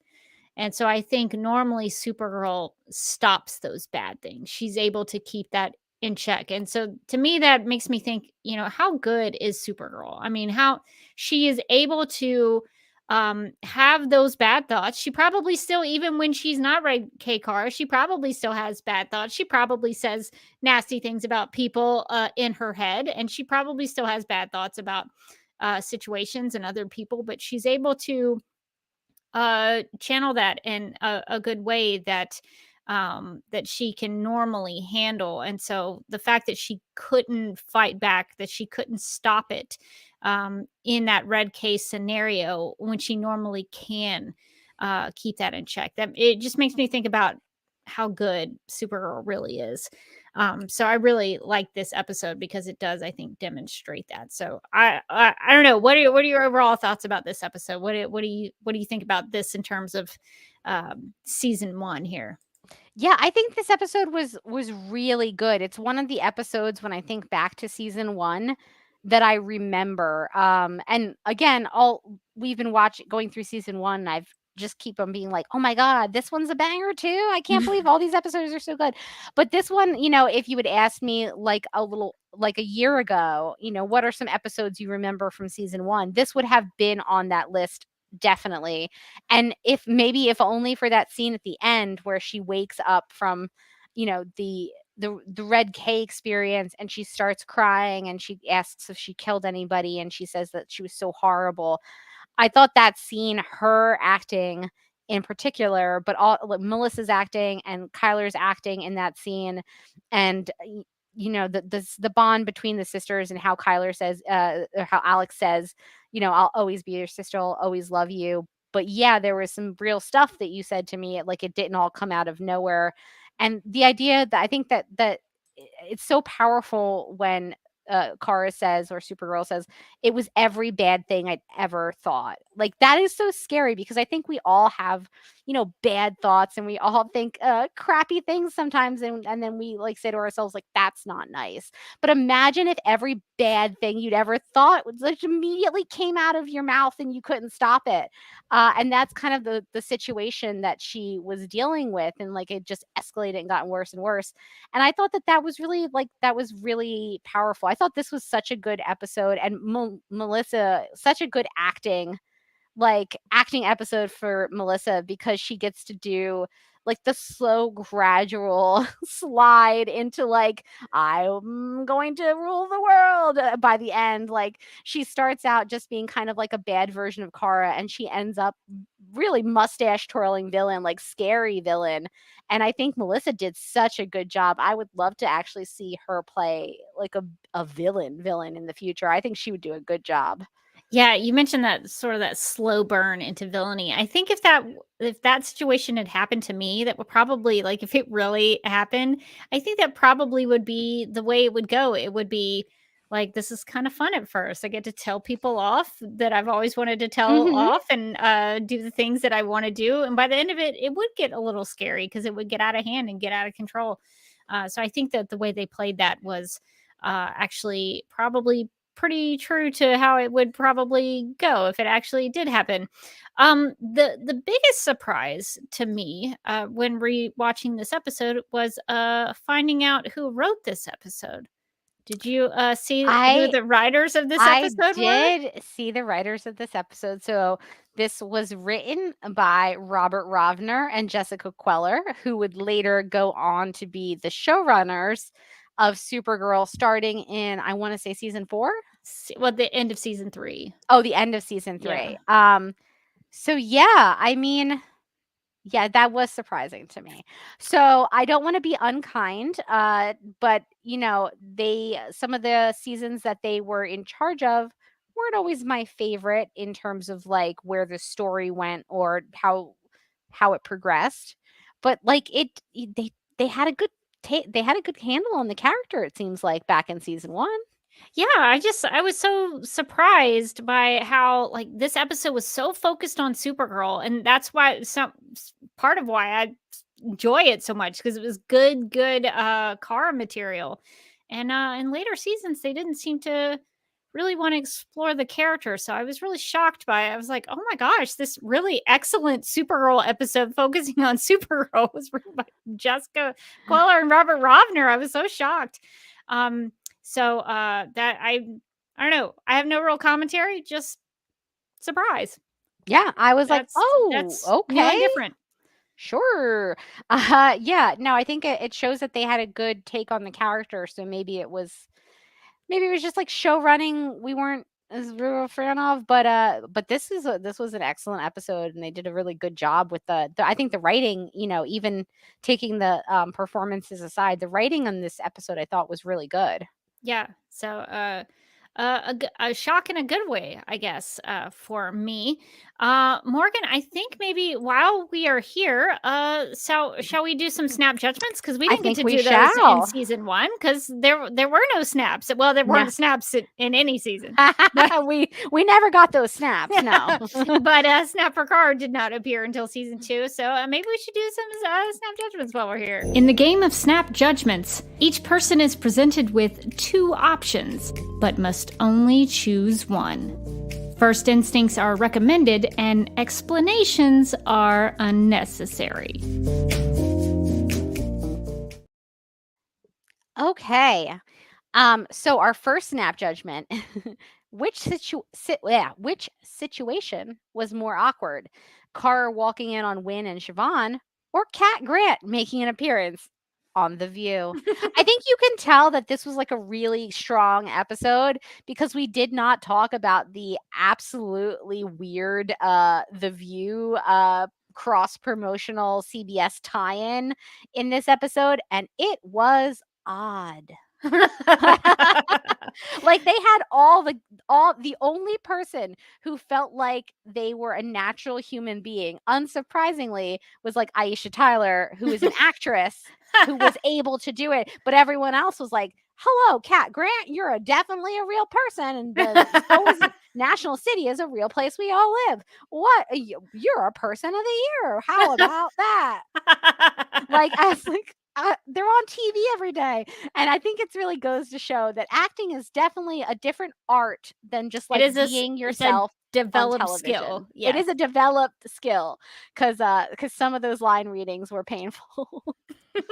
So even though Sarah Gilbert was on there, and she's an actual actress. And that was not good. It was not good. So which was more awkward, that or Kara catching Wynn and Siobhan in the what was it, storage closet?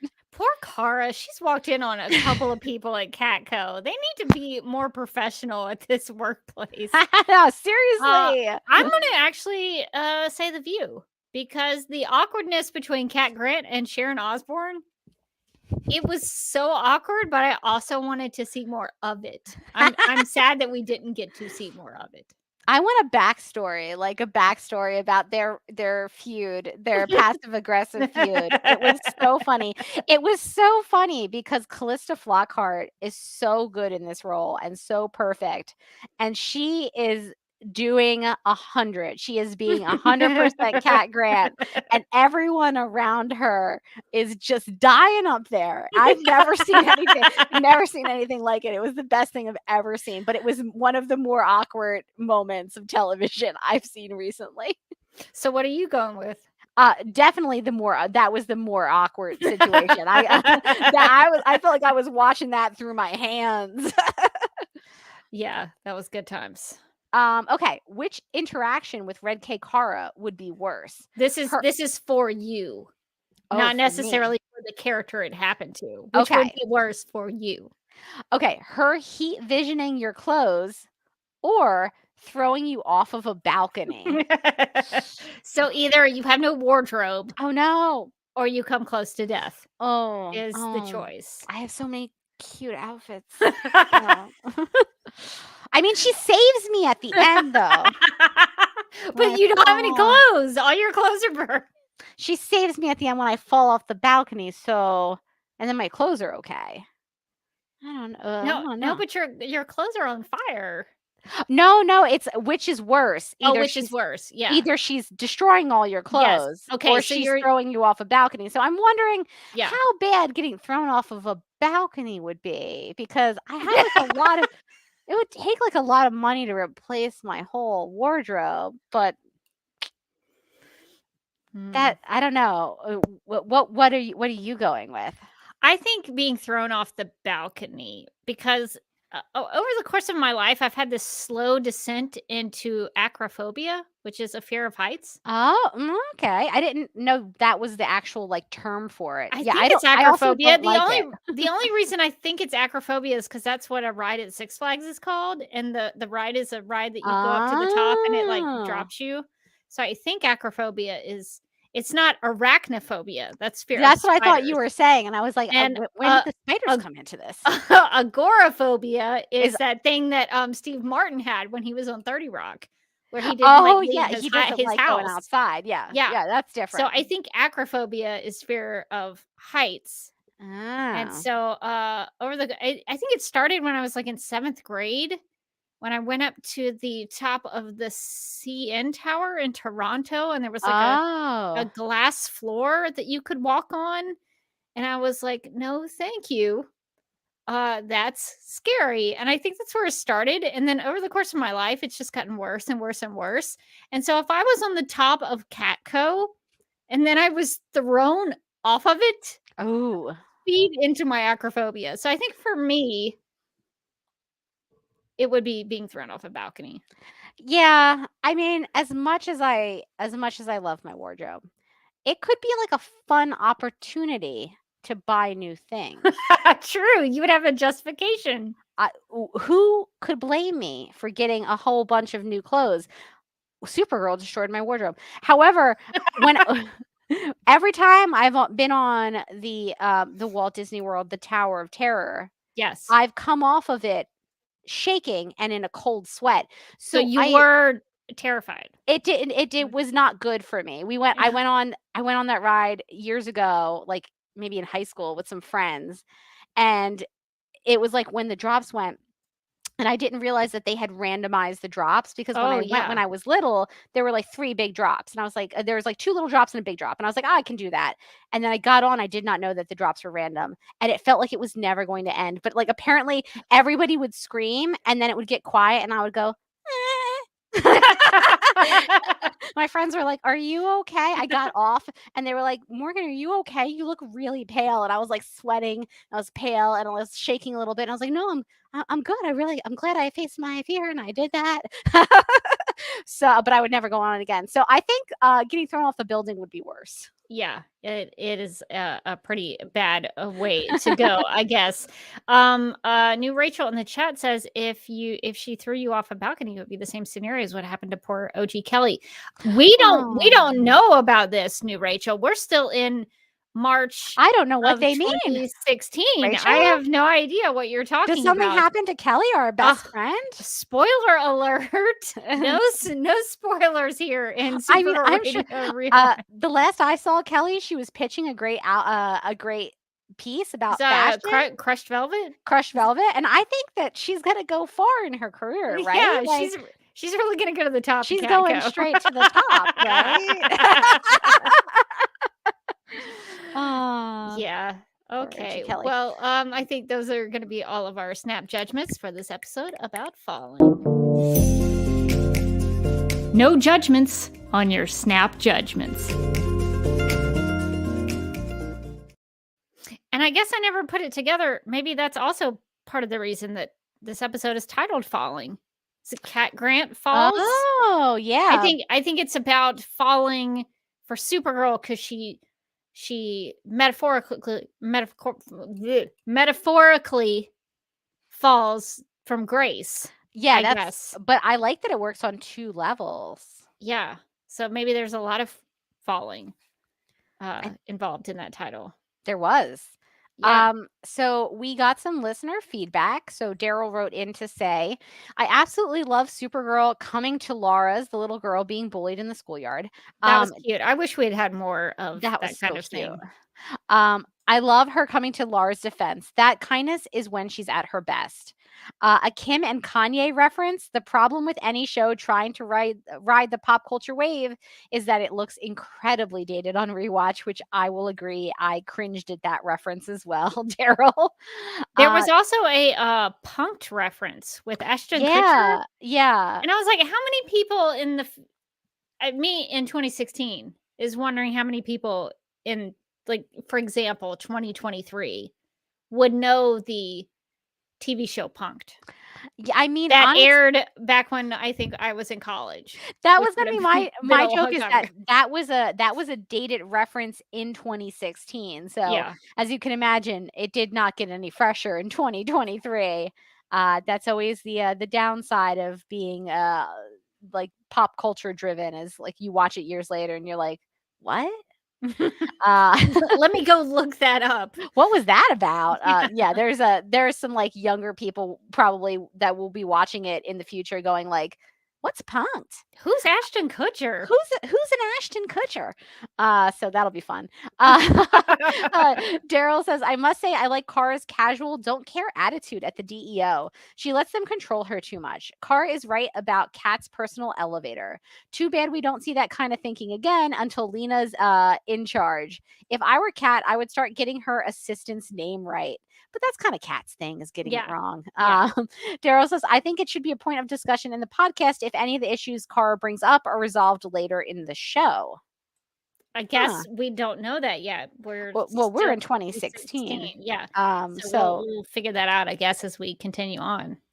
I think her stuff with Alex is addressed throughout the run of the show. But I think some of the other stuff, not so much, because some of the stuff that she brought up with Cat Grant, unfortunately, maybe if I was looking into the future, like a crystal ball situation, I might say maybe Cat Grant doesn't show up as much in the future. So boy, that would be a bummer, wouldn't it? Wouldn't it be a bummer? Man, I hope she's in the show forever. I hope she stays around all the time. Daryl says, I had completely forgotten that Kara went with pants as part of her super suit so early in the show. That's true. When Kara gets to make her first decision about what she's going to wear, she goes pants right away. Pants. And then Daryl finishes up with, when all they could talk about were pants in the preseason 5 interviews. I thought it was brand new. No, she worked pants here in season 1, and when she got her crypto suit with the Daft Punk mask, that's pants. So yeah, all pants. Listen, she's been a pants fan from way back.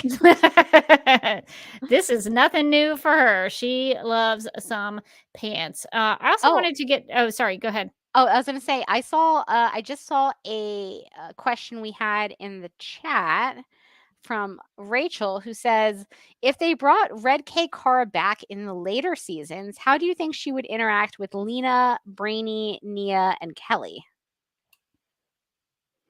I think she would. She'd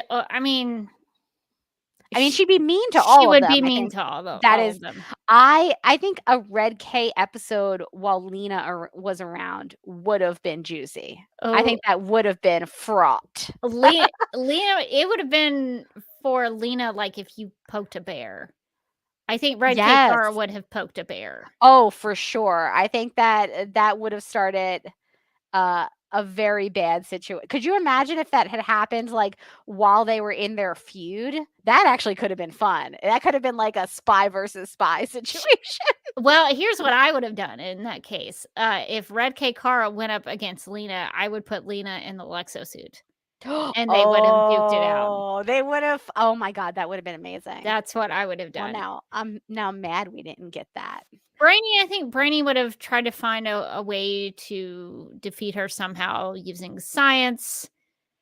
Red K Cara would have absolutely told Brainy he wasn't as smart as he keeps saying he is. And she would have destroyed him. She would have been like, your whole thing is that you're smart. How do you keep getting manipulated by every sucker who comes along? Red K Cara would have ruined his life. I think she would have also really hurt Nia's feelings because Nia looked up to her so much as like her mentor. I think she would have like really destroyed Nia emotionally. I think before Nia went down from the Red K Cara insults, I think she would have tried to throw some sleep puns, some drink puns at her. 100%. But what if Cara was like, people don't find that funny? That would destroy you. What if Red K Cara did better dream sleep puns than Nia? Oh my! I think that would have been it for Nia. That's a KO, baby. That's a knockout. She would have had better puns, and that would have really devastated Nia. Kelly, I don't know. Kelly might have been a tough one because I think Kelly would have been like, Cara, I feel like you're lashing out due to some unresolved trauma. Like, what if Kelly was the only one who actually bested Red K Cara because she's like interested. That's super interesting. Feels like there's a lot of aggression there. Let's dig into it and get to the bottom of it. And Red K Cara's like, yes, I'd actually love to do that. And like, suddenly it just becomes a therapy. It's the therapy that Cara needed this whole time. I think that's exactly what would have happened. So yeah, too bad we did not get to see that. I do want to have, before we get back into the Legion Cruiser and go back to 2023, I just wanted to hop into the chat and get some things pulled up that we missed earlier. New Rachel also wonders why Nam wasn't in this episode to talk her down. I wonder how that would have played differently if Non did address Red K Cara. Non might have been fun in this episode by being like, I don't know what it is, but I'm loving this. I'm loving this color on you. Like, what if Cara like was like, Non, you're right. Everyone here sucks. Like, that could have been a fun opportunity to kind of pull in the villain of the season. But I guess there was a lot happening in this episode. Probably not enough real estate for Non, but it would have been kind of fun to see Non being like, I don't know, I'm feeling like I like you. I may not kill you anymore. I kind of think I like this version of Cara Zor-el. One of us. Hagelblast also says, when this episode first aired during the final balcony scene, I fully expected Kat to address Supergirl as Cara or Kira instead of Supergirl. Do you think, like we've talked before about whether or not we think that Kat knows that Cara is Supergirl because she figured it out, then Cara and Martian Manhunter tricked her, and we supposedly are led to believe that is the reason that Kat no longer thinks that Cara is Supergirl. But do you think maybe she still does anyway? I feel like I think she still knows. I really do. Like, I mean, Cara is kind of mean at the same time that Supergirl has gone bad. Like, that's quite a coincidence. I feel like Kat is just like, it's fine. I don't want to have to go through this with you every time I tell you that you're Supergirl. Yeah, Supergirl went bad, and then Cara suddenly was really interested in doing her job. She must have thought that there was something is weird. wrong. Let's see. Joey in the chat says Red K Supergirl was a scary thing. I loved Maxwell Lord's comment when Wynn freaked out about Cara throwing Kat off her balcony. Yeah, he was like, she killed Miss Grant. That made that line reading, she killed Miss Grant, made me laugh so hard. Yeah, I guess that would be a concern. And then Aaron says Cara was making a lot of snap judgments in this episode. Oh, that's true. So she was doing snap judgments of her own. Well, Morgan, since we've gone long, I think it's time we get back into the Legion Cruiser. Gotta go back home. And we got to go back to a 2023.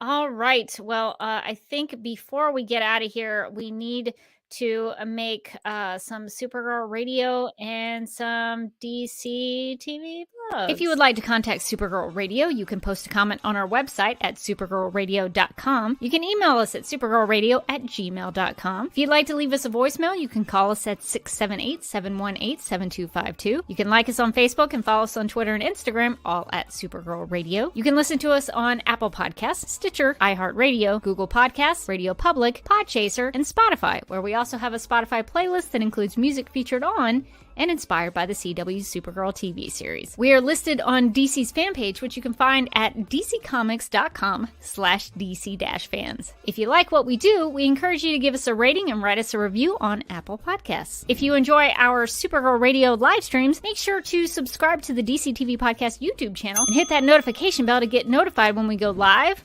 and wired. DC TV Podcast also has a TeePublic store, so if you're in need of new DC TV related t-shirts, tank tops, sweatshirts, onesies, mugs, notebooks, pillows, or stickers, go to supergirlradio.com and click on the TeePublic store link at the top of the page. Now see here, Supergirl Radio is part of the DC TV Podcast Network, so if you want to listen to other shows, we've got The Flash Podcast, Legends of Tomorrow Podcast, The Lituation Room, DC on HBO Max Podcast, Stargirl Podcast, Superman and Lois Radio, Green Lantern Podcast, The Sandman Podcast, DC TV After Dark, and Justice League Dark Podcast.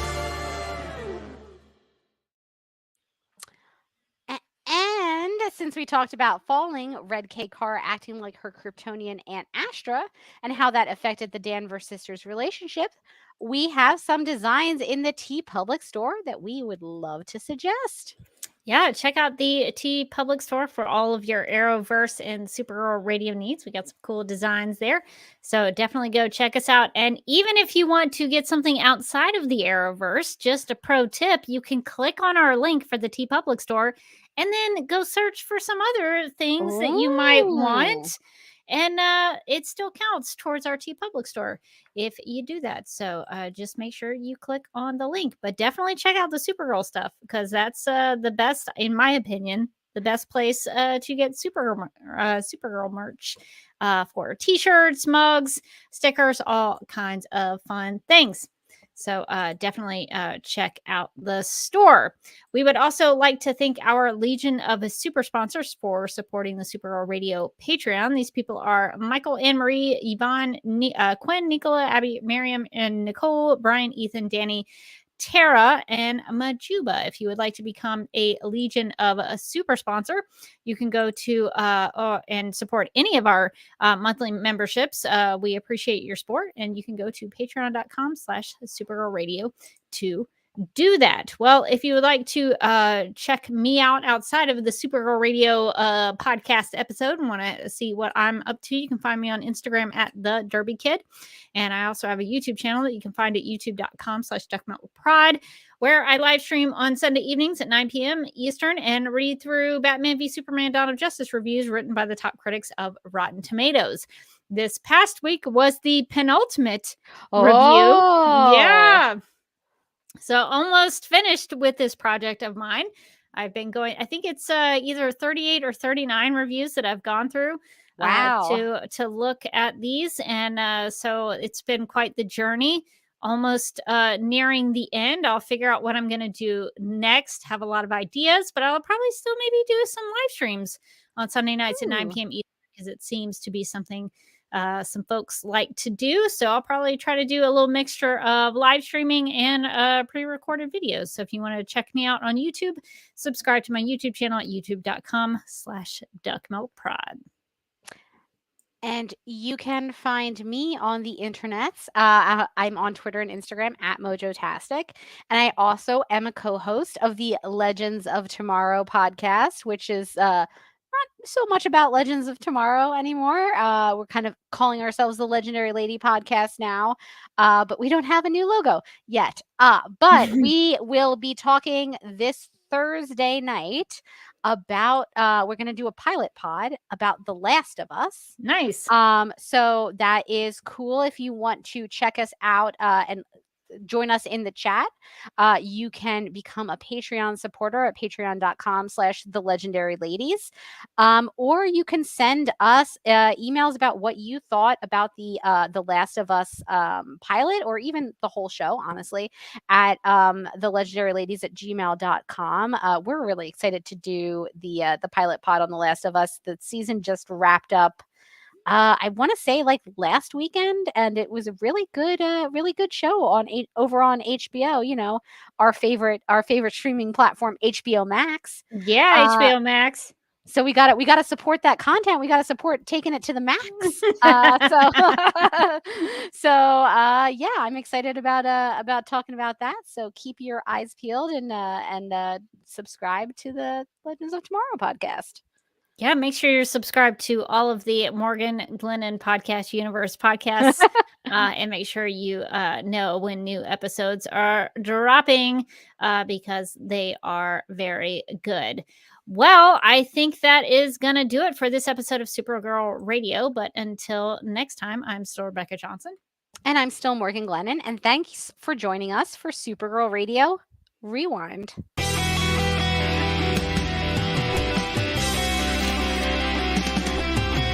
McGurk! I love typing. Not mess with my Google Docs, Meeksy. Supergirl Radio is going live every night of the week. How do you like it? Is becoming a human burrito a plus or a minus? I don't know. It does seem snug. I mean, they say you are what you eat. Kira.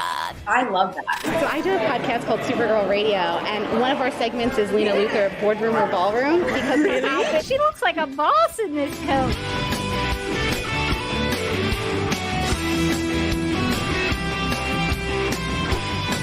Nasty Luthor like a different Luthor? It's not just Lena being mean? No.